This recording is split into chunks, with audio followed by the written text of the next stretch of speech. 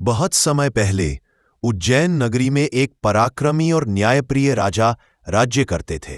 राजा विक्रमादित्य। वे बुद्धिमान, पराक्रमी और धर्म के रक्षक थे। एक दिन एक योगी उनके दरबार में आया। वह बहुत शांत, तपस्वी और शक्तिशाली दिखता था। योगी ने राजा से कहा, राजन, मैं एक महान यज्ञ करना चाहता हूं, परंतु उसके लिए मुझे एक विशेष शव, मृत शरीर की आवश्यकता है। वह शव एक पेड़ पर लटक रहा है और उसे केवल आप ही ला सकते हैं। यदि आप मेरी सहायता करेंगे तो आपको महान फल प्राप्त होगा। राजा विक्रम ने तुरंत सहमति दे दी। रात का समय तय हुआ। अमावस्या की अंधेरी रात, घोर जंगल, चारों ओर श्मशान जैसी शांति और उल्लुओं की आवाजें। विक्रम अकेले तलवार लेकर निकल पड़े। वह जंगल डरावना था। पेड़ों से उल्टे लटकते चमगादड़, दूर से आती तंत्र मंत्र की ध्वनियां और हवा में हिलती चिताओं की राख। राजा निडरता से चलते रहे, जब तक कि उन्हें एक नीम के पेड़ पर उल्टा लटका शव दिखा। जैसे ही उन्होंने शव को नीचे उतारा, वह शव हंसने लगा। राजा समझ गए, यह साधारण शव नहीं। वह राजा ने पूछा, मैं वेताल हूं।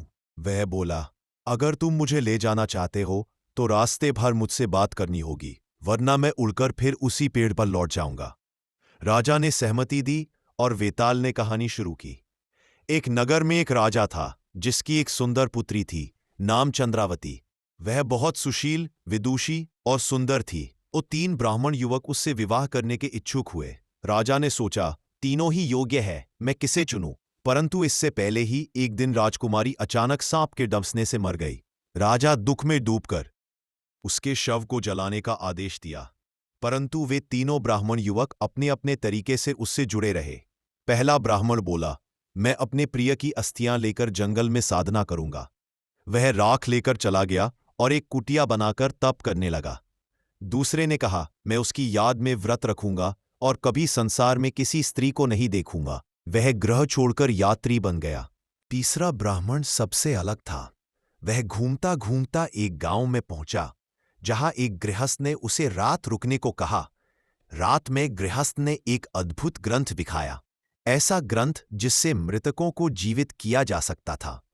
ब्राह्मण ने वह ग्रंथ चुरा लिया और सोचने लगा, अब मैं अपनी प्रिया चंद्रावती को जीवित कर सकता हूं। तीनों ब्राह्मण फिर से उस स्थान पर मिले। तीसरे ने ग्रंथ खोला और मंत्र पढ़े। राजकुमारी जीवित हो गई। वही सुंदरता, वही जीवन, वही मुस्कान। अब सवाल उठ गया, राजकुमारी किसकी होगी? पहले की जिसने उसकी राख संभाली, दूसरे की जिसने तप किया, या तीसरे की जिसने उसे जीवित किया? वेताल ने राजा विक्रम से पूछा, राजन बताओ, वह स्त्री किसकी होनी चाहिए? जो राख लेकर साधना करता रहा, जो उसके लिए व्रत करता रहा, या जिसने उसे पुनर्जीवित किया? राजा विक्रम बोले, वेताल, सोचो। पहला ब्राह्मण उसके पिता समान हुआ क्योंकि उसने उसकी अस्थियां संभालीं। दूसरा भाई समान हुआ क्योंकि उसने व्रत रखकर उसकी आत्मा की शांति के लिए तप की। तीसरा, जिसने उसे जीवन दिया, वही उसका पति कहलाने योग्य है, क्योंकि जीवन देना ही सबसे बड़ा कर्म है। वेताल मुस्कुराया और बोला, राजन, तुम्हारा उत्तर सत्य है, लेकिन तुमने बोल दिया। मैंने कहा था बोलोगे तो मैं उड़ जाऊंगा। और वह फुर्र से उड़ गया, फिर उसी पेड़ पर जाकर लटक गया।